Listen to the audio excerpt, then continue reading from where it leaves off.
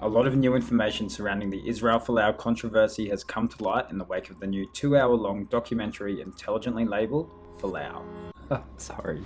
In this video, we'll go over the key moments, the turning point, and ultimately, should the man who divided an entire nation, an entire sport, be allowed to return to the biggest stage in rugby? You probably know Israel Folau for any of his sporting accomplishments, being the top try scorer in the NRL as an 18-year-old and the youngest kangaroo ever, making the code switch to AFL, Australia's biggest sport, or most notably his success as an international rugby union player, winning the Wallabies Player of the Year a record 3 times. But now everyone knows him as the guy who made this social media post and made the world lose its mind. There's a lot of strong opinions on Israel Folau, and to keep things fair for both sides, it's important to know all the key events leading up to what happened. He grew up in a heavily religious household and he became inactive as his sporting career took off. Happy to party and live his life as a professional athlete. Eventually, the Folau family as a collective ended up joining a different church in which they started to become active churchgoers again. However, this didn't change his persona in front of the cameras. He went on to pose on the front cover of the Star Observer to promote the Gay Rugby World Cup, the same community he would go on to target many years later.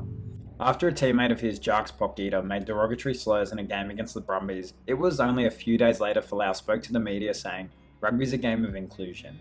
In this point of time, he was regarded as the best fullback in world rugby and everyone started to see a really charismatic side to Izzy Folau.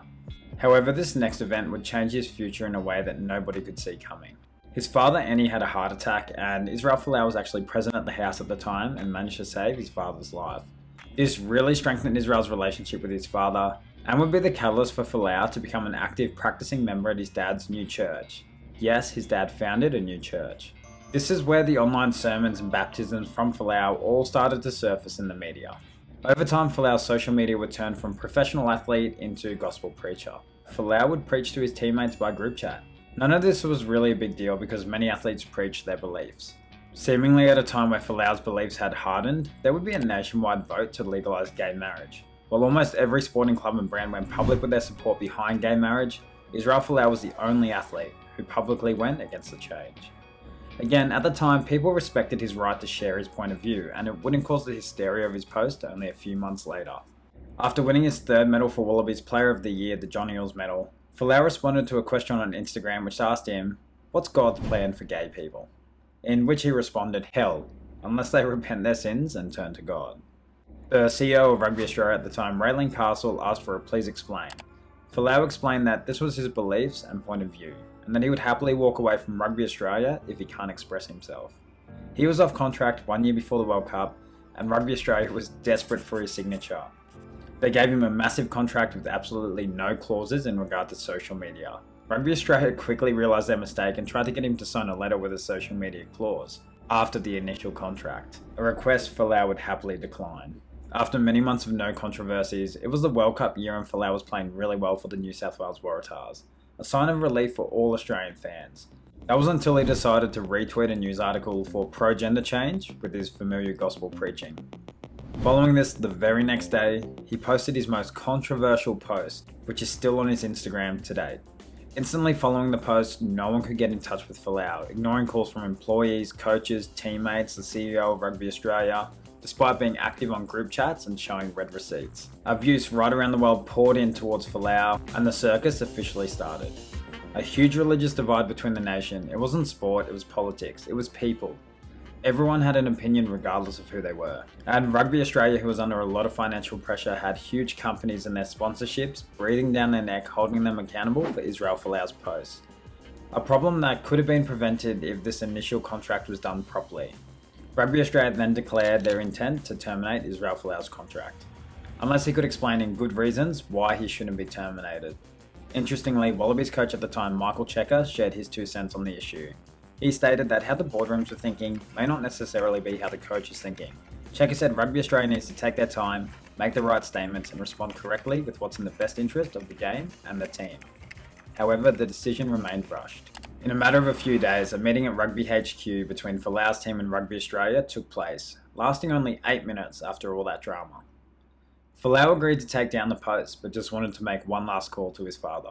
His father told him that under no circumstances can he take down the post and that he has the right to preach the gospel. In other words, let's take it through the legal system.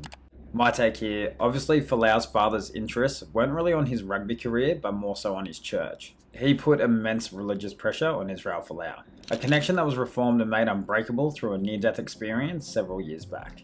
What also came out was that Rugby Australia and its media team told all players not to show any support for Israel Folau, but they did allow people to speak and express their opinion if they were on the other side of the fence, condemning what Israel Folau did.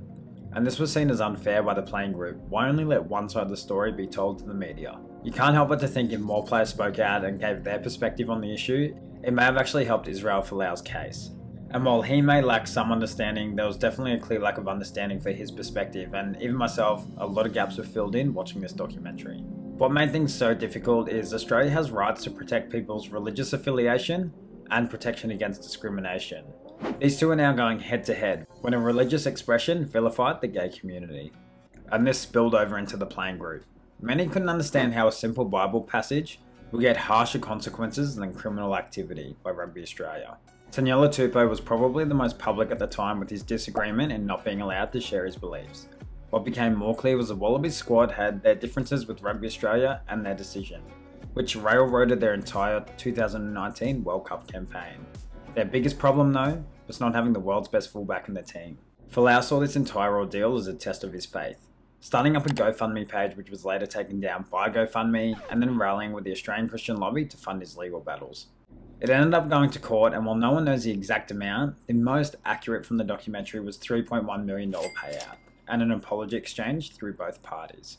There's rumours that was closer to 16 million, 8 million, but the figure was 3.1. Following the whole situation, Michael Cheika resigned as Wallabies coach, Raylene Castle was sacked as the CEO of Rugby Australia, and Israel Folau, well, he was kicked out of Rugby Australia and blacklisted from all Australian sport. Since then, he's gone to play rugby league in England and now plays professional rugby again in Japan, which he's making look freakishly easy at 34 years old. He's got one international game for Tonga and no doubt will feature for them at this Rugby World Cup. He definitely hasn't been forgiven by the broader rugby community, recently playing for the World 15 and receiving a resounding boo from everybody at Twickenham. After hearing the tug-of-war between his family, faith, friends and politics, and the high-pressure situations he found himself in, I don't hold anything against Israel Folau, even if I disagree with his point of view, and that we didn't have the world's best fullback at the World Cup. If you agree or disagree that he should be allowed to take the stage at the Rugby World Cup, one thing's for sure, he'll be the most hated player, unless Nick White's on the field. Let me know below what you reckon. Thanks for watching.